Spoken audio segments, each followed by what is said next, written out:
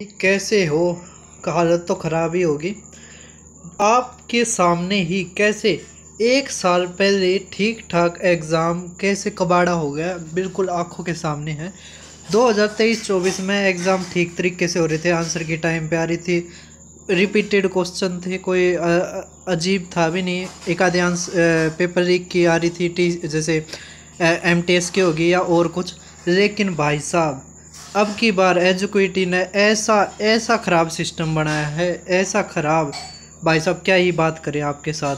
अब ये हमारी आंसर क्या आई थी स्टेनो की। अब देखो, हमने अगर ट्विटर कैंपेन नहीं चलाया होता तो ये आंसर की जब देते, जब CGL का पेपर होने शुरू हो जाता, फिर क्या होता, बच्चे ध्यान नहीं देते और इनकी जो कांड कर रखा है वो छिप जाता।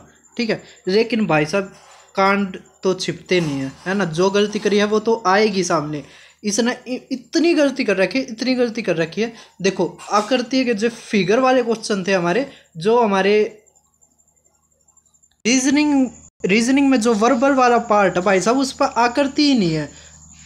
ये वीडियो है एक मेरे पास, अब देखो वीडियो में, आप देखो ध्यान से, देखो फिगर ही नहीं है, फिगर ही नहीं है। और बच्चे बता रहे थे कि वर्बल का पार्ट ही नहीं है। वर्बल का पार्ट कहाँ से आएगा जब यहाँ पर फिगर ही नहीं है। उसके अलावा देखो इनके और, तो भाई अब हम क्या कर सकते हैं। देखो, अब ये देखो जो बता रहे थे बच्चे कि A और B में 3:2 के अनुपात में निवेश किया, B को 800 का फायदा हुआ, तो कुल लाभ बताइए। अब ऑप्शन देखिए, कुछ पक्षी उड़ नहीं सकते, यार ये ठीक मान रखे, बेवकूफ़ आदमी है ना, हैं सभी पक्षी जानवर है। सिलोजिज्म के ऑप्शन किस में डाल रखे हैं, मैथ्स में। और स्टेनो में कौन सा मैथ्स आता था। अब देखो उसके अलावा और चीज़ देखो, ये रहा, हीराकुंड बांध के लिए मुख्य जो स्रोत कौन सी नदी है।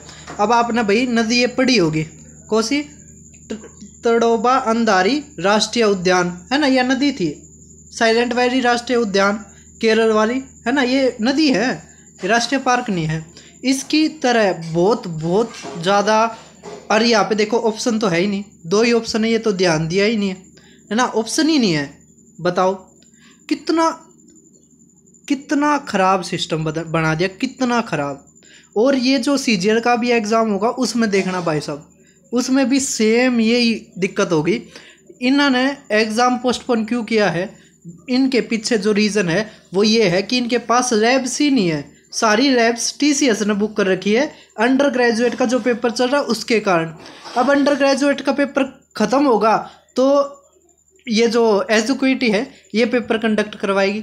लेकिन भाई साहब एक बात बताइए, जो ये इन्होंने ये क्वेश्चन सेट कर रखे हैं, इसमें कौन सी लैब का इंटरफेयर है। इसमें तो क्या है, इनका सोर्स है, सर्वर है जो, वही ख़राब है। सर्वर बिल्कुल कचड़ा है।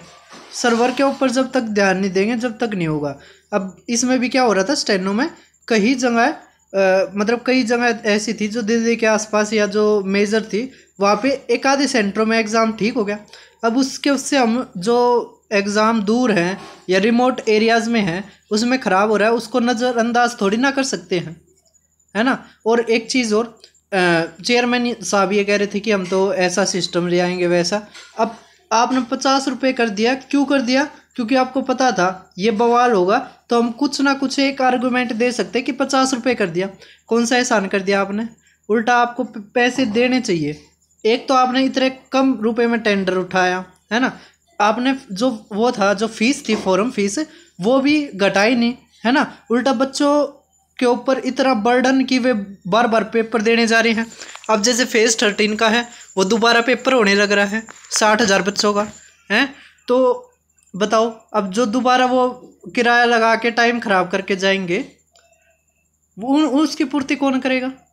तो भाई साहब बहुत ख़राब सिस्टम हो गया है। अब क्या करें, तो भाई साहब जो बड़े टीचर हैं है ना, जिन्होंने आंदोलन कर रखे हैं, उन्होंने 24 तारीख का आह्वान किया, 24 अगस्त को हमें आंदोलन करने की परमिशन मिली है। एक तो भाई ये नया सुना है कि आंदोलन परमिशन करके हो रहे हैं।